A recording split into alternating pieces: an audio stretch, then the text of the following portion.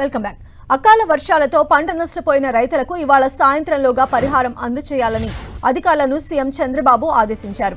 పంట నష్టాన్ని వెంటనే అంచనా వేసి నష్టపోయిన ప్రతి రైతుకు ప్రభుత్వం నుంచి పరిహారం అందేలా చూడాలని స్పష్టం చేశారు. అంతేకాకుండా పిడుగుపాటుకు గురై చనిపోయిన 8 మంది బాధితుల కుటుంబాలకు పరిహారం కూడా తక్షణమే అందించాలని ఆదేశించారు.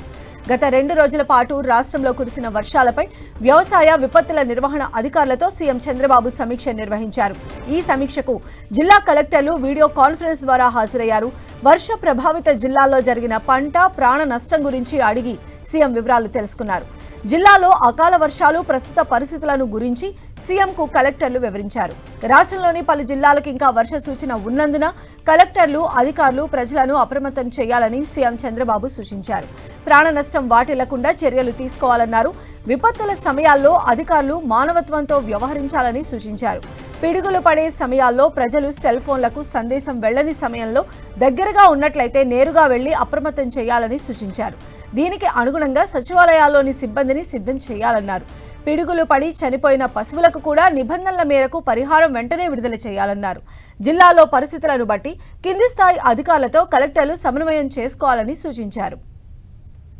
అకాల వర్షాలతో రాష్ట్రంలో 2224 హెక్టార్లలో వరి, మొక్కజొన్న పంటలు దెబ్బతిన్నట్లు అధికారులు సీఎంకు వివరించారు.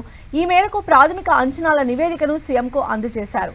ప్రధానంగా పశ్చిమ గోదావరి, నంద్యాల, కాకినాడ, సత్యసాయి జిల్లాల్లో ఈ పంటలకు నష్టం వాటిల్లిందని అన్నారు.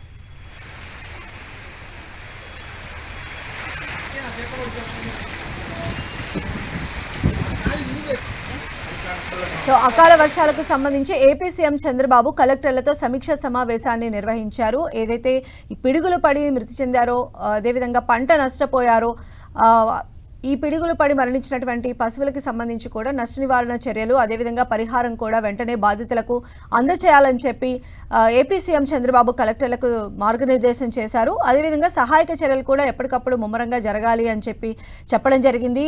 పైగా ఈ పిడుగులు పడేటువంటి ప్రాంతాల్లో అయితే అలర్ట్ని కూడా ముందస్తుగానే అధికారులు సూచించాలని చెప్పి కూడా ఏపీ సీఎం చంద్రబాబు చెప్పారు.